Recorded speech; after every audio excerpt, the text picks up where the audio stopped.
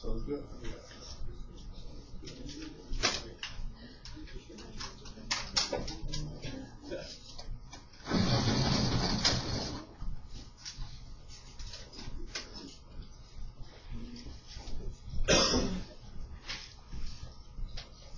As far as your base knowledge goes, most of the stuff today is just pulling from that other previous section. So if you've been doing your homework, then you'll know most of the stuff, which will be good. We have sine of theta equals -1/2. We're looking for theta now. So now instead of they would give us an angle like on the quiz, and then you have to find that ratio, whatever it is, we're working backwards today, which is what those second sine, second cosine, second tangent buttons actually do, is they work backwards. That's usually how your calculator works. I don't know if you guys knew that, but it's like when you hit second and then a button, it's usually like the opposite. Okay, anyways. So we have sine of theta equals -1/2. I want to try to figure out what theta is going to be. Unfortunately, I want to get theta by itself, and it's got this sign attached to it. Okay, and every mathematical operation has an opposite operation. For example, if I had like x plus 2 equals 5, and I wanted to solve for x, how would you guys solve that? You subtract 2, right? What if you had x squared equals 5? How would you? Oh no, yeah. How would you solve for that? You take the square root. So there's different ways to get rid of 2's. There's different ways to get rid of things. If you had 2x right here equals 5, you would divide by 2. So each individual case has a different operation that you do, and it's the opposite of whatever it is. Okay, so on this one we're adding, so we subtract. This one we're squaring, so we square root. This one we're multiplying, so we divide.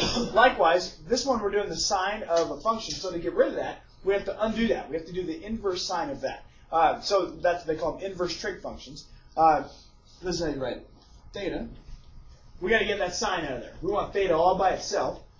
So mathematically what we're doing is we're taking that sign and we're trying to put it on the other side. However, people, you can't divide here, unfortunately, because that theta is inside of it. So that's the wrong operation. Okay, the operation is actually it's sine to the -1, which is that button on your calculator, of -1/2. Okay, so if you're looking for an angle, looking for a theta, looking for something, you can go second sine, second cosine, second tangent. That'll give you an angle. Okay. If you accidentally did it wrong, like let's say you were trying to do the cosecant of 30 degrees or something like that, and you tried to put that in your calculator, did anybody try to go like sine of 30 and then it just didn't work right? Yeah, anyways, that's why. Because that's the wrong button. It's used for the wrong thing. So on this one, we have sine of -1 equals a -1/2, and I'm looking for theta. You can put this on your calculator. However, we're going to do most of these without a calculator. But just to check your answer, you can go second sine of a -1/2, and it gives me a -30. And you can verify that, obviously, if you go sine of -30, and then it should give you back to that -1/5. So they just go back and forth from one to the other. Now, for our sakes, what we're going to do is we're going to try to build a triangle out of this, and then see if we can figure it out from that. So this is what we're going to do, build a triangle. What you want to do is you want to first figure out what quadrant the triangle is going to be in. Just like the last questions on the test. You go off of that, all students take calculus stuff. That tells you which quadrant these triangles are going to land in. Now, unfortunately, up at the top here, it says sine of theta equals a -1/2.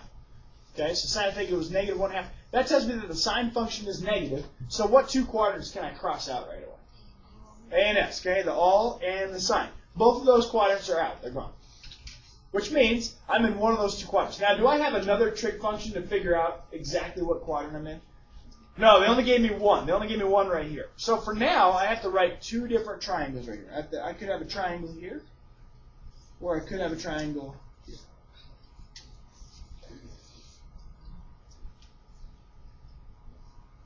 Okay, now my angles right here, these two little angles on the inside right there, those are my reference angles. Okay, so a lot of times they use either an alpha or fish or a theta prime. They'll put a little theta with a little tick mark above it. Anyways, I usually use alphas. But I want to try to figure out what that angle is going to be based on the sine function that they gave me. Well, sine, what does sine stand for? What are those 1/2's going to represent? Opposite and hypotenuse, right? This is the opposite side. This is the hypotenuse. Okay, so in order of sine is opposite and hypotenuse. I can label that triangle now. Opposite being 1, hypotenuse being 2. Okay, so that means both of these hypotenuse would be 2, and both their opposite sides would be 1. So these sides would be 1.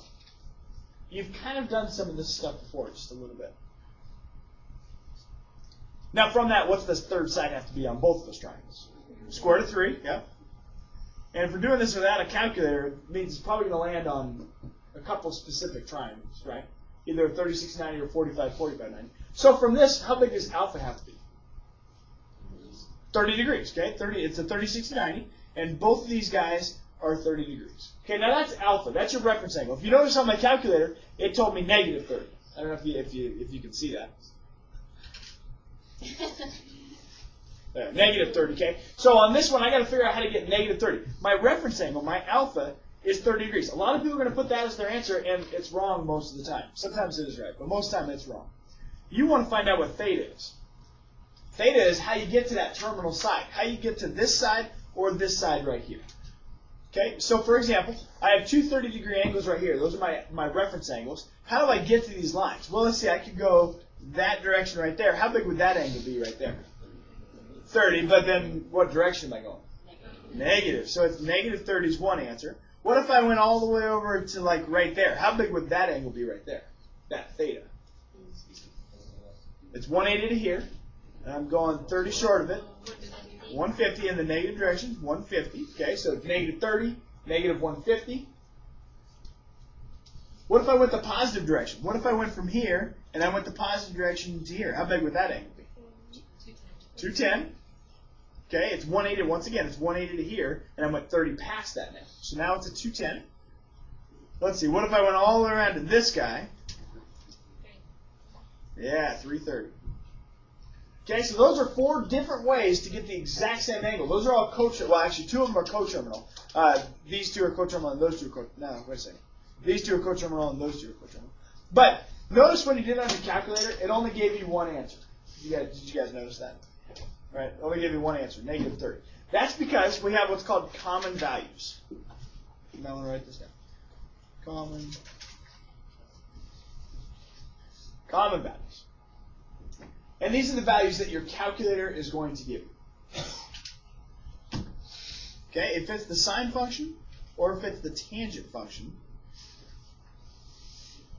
we want an answer between negative 90 and 90. I'll show you a good way of not really memorizing this, but a way of using it so you don't have to memorize it. Cosine is the oddball. And that is between 0 and 180. Okay, so from this, if we're doing the sine or the tangent, if we're trying to figure out what those are, we want our answer between negative 90 and 90. If it's cosine, it's between 0 and 180. The reason this works is because with graphing stuff, if you notice we skipped a couple sections, 6.4 and 6.5. I don't know if you guys noticed that. We went from 6.3 to 6.6. We're going to pick up those later. That's the graphing of sine, cosine, tangent, all the graphings of all of them. So we're going to pick that up in the next chapter, where this chapter is just too big. So anyways, we're going to pick it up in the next chapter. You kind of need to know what the graphs look like for that to make sense, but I'm going to show you just one little trick on this particular one. When you look here, we're doing the sine function. Sine was negative 1/2, opposite over hypotenuse. So as I look here, sine has to be between negative 90 and 90. I want my answer to be in that little range right there, right? Well, I picked all those thetas, and I found all those thetas right here, right? Isn't there only one of them that lands in that range? Yeah, negative 30. Okay, negative 30 lands in that little range right there, so that's going to be my answer.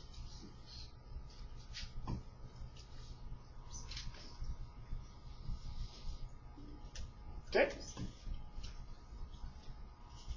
We're going to do a couple more of these, by the way. All right. Cool. Overall questions so far? Yeah. For like cotangent, would it be the same thing? Same thing. Yep. Because really, I mean, when you're doing that, it just depends on which quadrant this is in, and tangent and cotangent have the same sign. So you're right. All right. Let's do. Which one do we want to do? That one's good.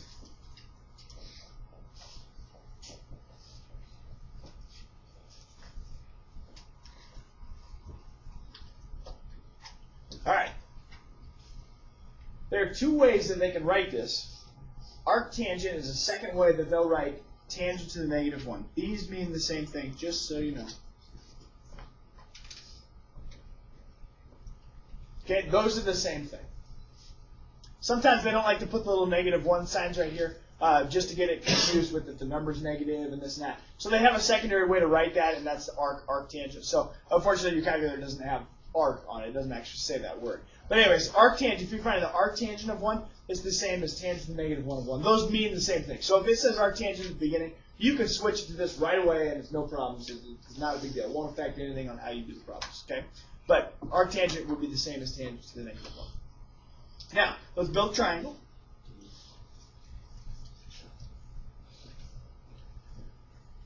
Okay, the first thing you want to do is narrow down which quadrant, which triangle you want to build. Okay, so figure out what quadrant we're in. First off, narrow down to 2. You're taking an inverse tangent of a positive 1. So tangent equals a positive number. So which quadrants do I have to be in?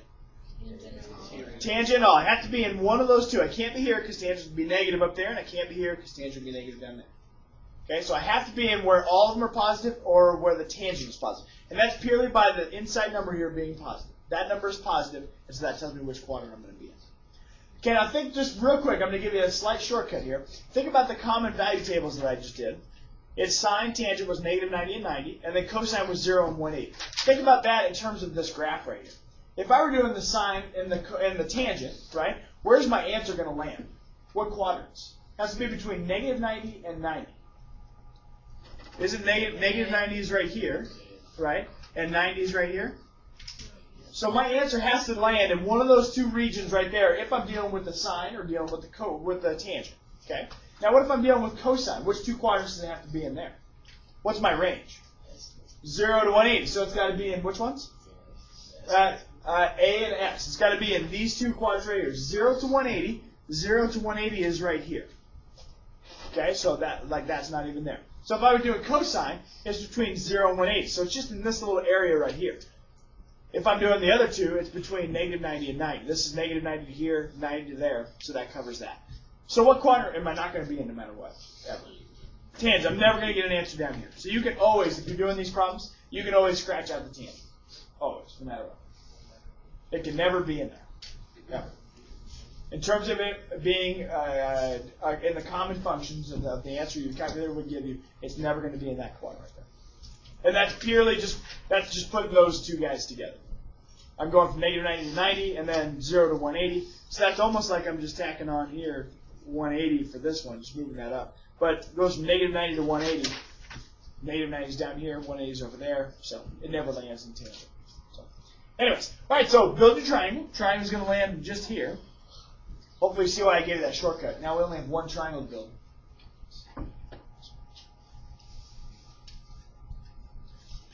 All right, so from that one triangle, I want to label some sides on that triangle. First off, I have tangent. What does tangent stand for?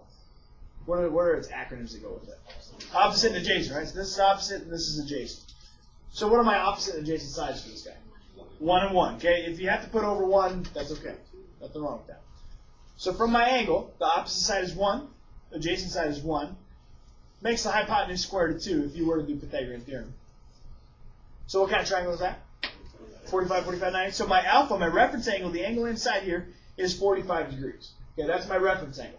Now, if I'm in the first quadrant, how big is this angle right here?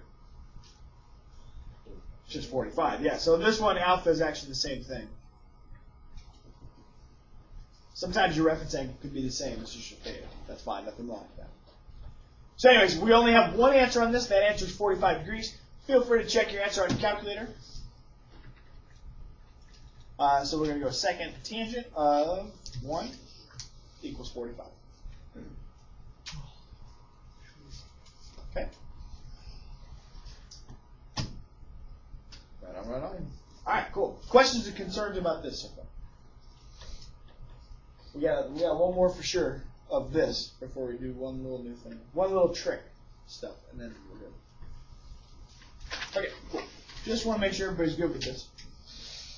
I feel like I need to do like 8 bajillion examples because those quizzes didn't look so good. I think the all-nothing quizzes are on their way out, just so you know. It's not set in stone yet, but I'm brainstorming. What? Ooh, did I get You might not do it. Yeah, the all-nothing quizzes might be gone. It might just be regular quizzes. No. Those might go away. I think I'm getting... I know. I know. People need to start doing their homework. That's the bottom I thought line. you were gonna do it like if Swiss like put more than 4 or something like Yeah, I did that for a while, and then people were shooting for 50%, and that's not right either. Like people, that's their goal was to make half of it. Yeah, but for the You know? that, like, I don't think you could. I never did it the first time when I was doing it. Unfortunately, I'm getting taken advantage of in a lot of ways, so I gotta just go old school now. Unfortunately, few can ruin it for all. It's too bad. So, all right. Anyway, so we have arc cosine negative square. Oh, is this one gonna work? Yeah, this one's gonna work just fine. Arc cosine negative square root of 2 over 2.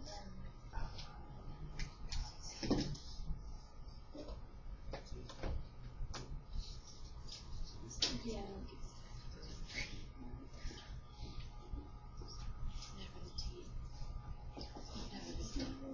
Never the t. Can't be in the t. Doesn't work for your common value. It doesn't have to be. It could be in the sign. Does it have to be? If oh, I hadn't really thought about it yet. Yeah, it has to be on this one.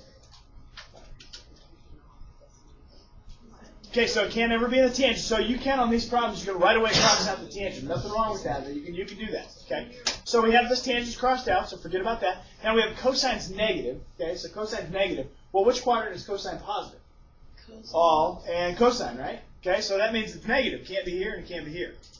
Everybody okay with that process of elimination? Yeah. Okay, so I have to be in the sine quadrant. The only place where the cosine is going to be negative, and obviously not in the tangent quadrant as well. So, What would it look like if it was going to be in the all? if that were positive right there, it would have been in the all. Because, wait a second. they could have been all like Yeah, but for cosine lands between 0 and 180 for your answer. And so cosine, you couldn't be down here if you were doing the cosine. Because on the common value, threw that whole sheet away. Or recycle it. Cosine is between 0 and 180. So cosine's always between 0 and 180. So cosine's always up here. Okay, so if it's a cosine, then we can't narrow it down right away. We have to still figure out, if it's between 0 and 180. So if it's a cosine, it's always going to be all your sine. Yep, that's exactly right. Yep. And I guess if it's sine, it's either going to be in one of those two. Right. And if it's tangent, then it's going to be in And those then if two, it's depending a on what's negative, left. it's not going to be in the all, and it's probably Right. It's so confusing. Yeah. Okay. It's better just to process of elimination, cross it out, and then you don't have to worry so much about it. So, if worst case scenario, if you built both the triangles and found both the angles, what's that? It's too much what? Too much math for you? Okay. It's all good. I know, you just need this for college, but so you could build both your triangles. You build both your triangles, and there's a bunch of answers you could get, and then just reference those in the common value table. That's fine too. Nothing wrong with that. So. All right, so we're gonna build a triangle. So throw the triangle up here.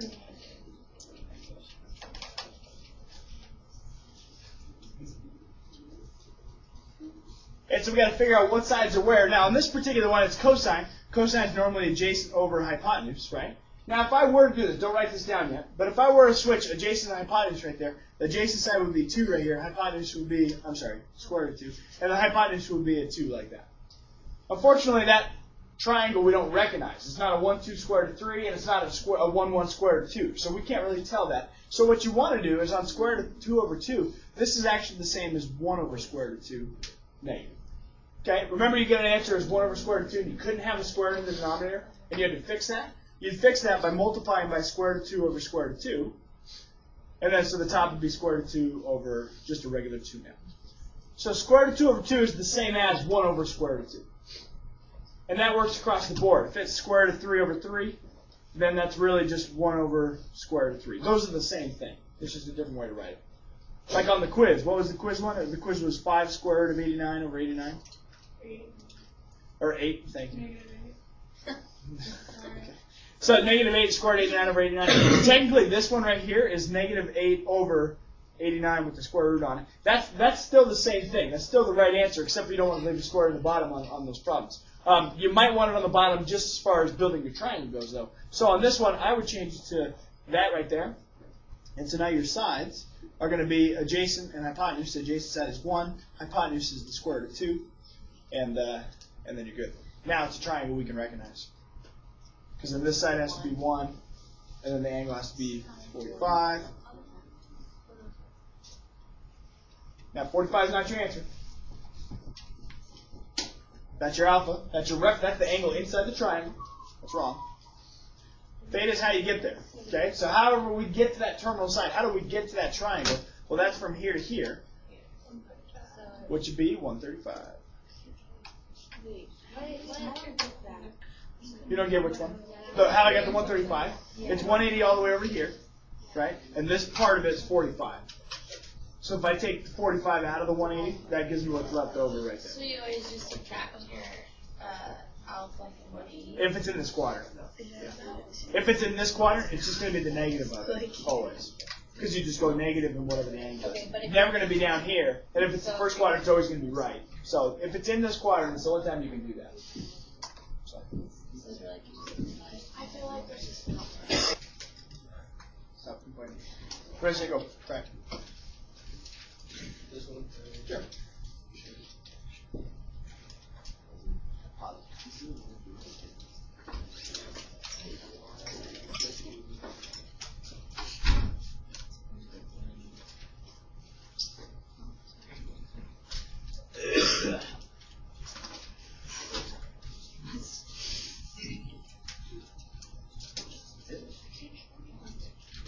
I don't even I certainly did.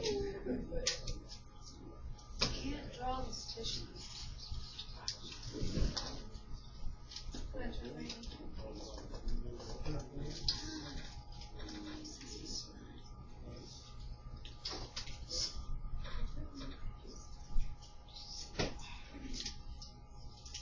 Check it. I know you're right.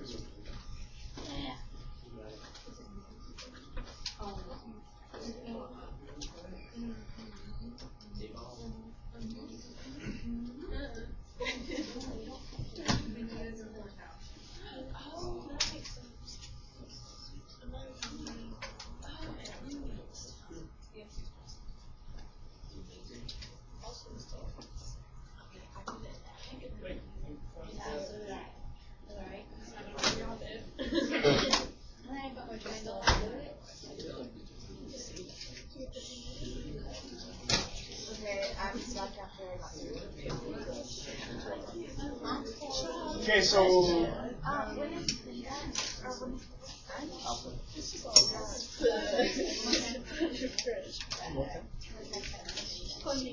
trying to find it.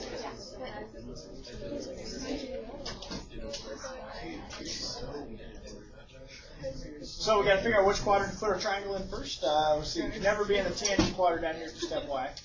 This is our tangent is positive, right? Well, the tangent is negative if I'm in these two quadrants right here. The tangent is only positive in these two quadrants, so we cross this one out and then cross that one. So our triangle's got to go in our first quadrant. Right there, and I'm looking for this angle right here. That's my alpha. Technically, it's your theta if it's in the first quadrant too. But all right, so you just label that triangle, then figure out what that angle is. On this particular triangle, you would want to switch that to 1 over square root of 3 right away. That way you can see what the sides are. Tangent is going to be, let's see, tangent is opposite over adjacent. So if you made the opposite side square root of 3 and the adjacent side 3, it wouldn't be a triangle that you guys would recognize. So switch it to 1 over square root of 3. This is the opposite. This is the adjacent. Opposite has to be 1. Adjacent has to be square root of 3. Hypotenuse on this one is 2. Pythagorean theorem proves that.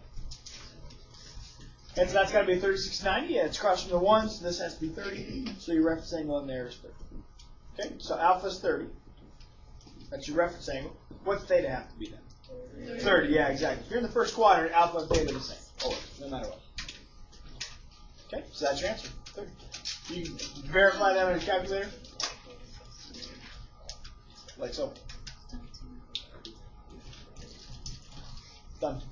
All right, cool. All right, Joe, channel okay on that stuff? I hope. Yes. You guys know what the last stuff that we got to talk about is some composition of trig functions.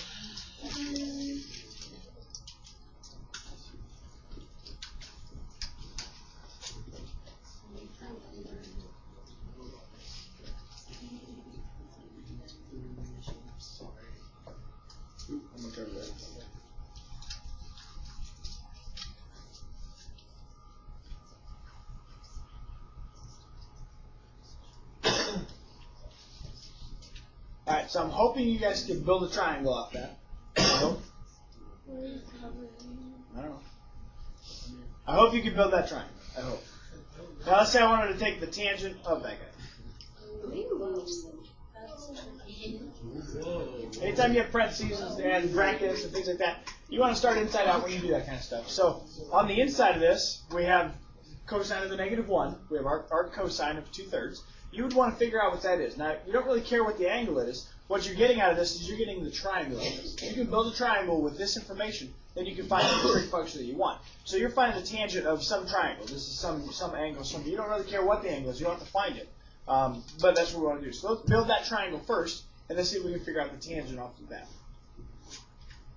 Okay, so we're doing arc cosine, so we still want to think about what quadrant it's in. All students take calculus here. So we got, let's see, it's positive, right? So cosine's positive. That means I can't be here, and I can't be in the tangent quadrant as well.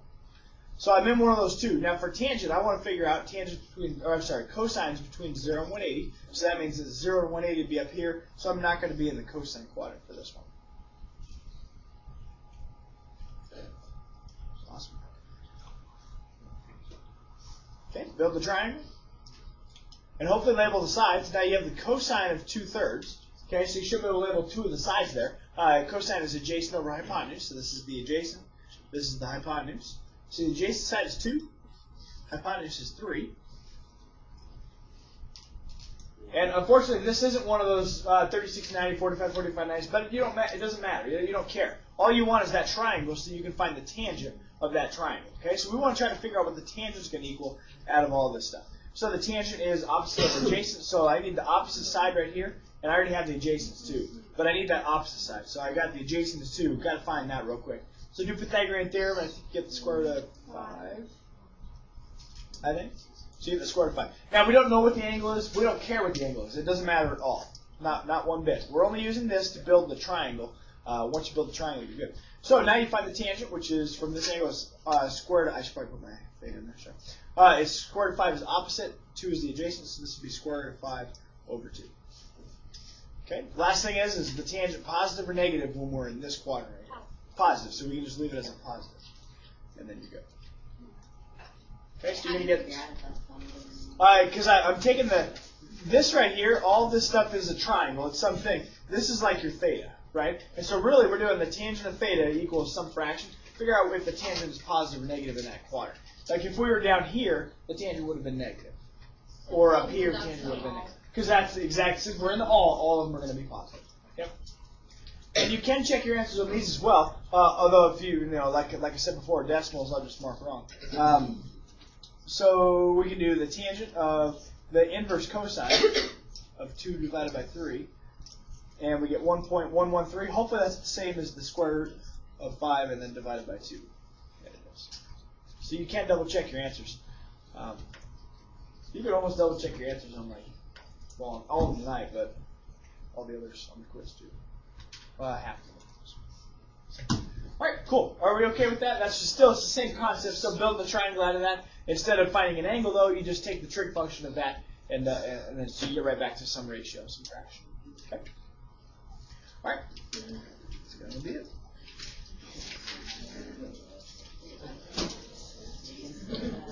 If you don't have triangles built on your homework tonight, I won't give you credit. No. If you don't have triangles built on your homework, yep, just put them all down there. Just lay it down.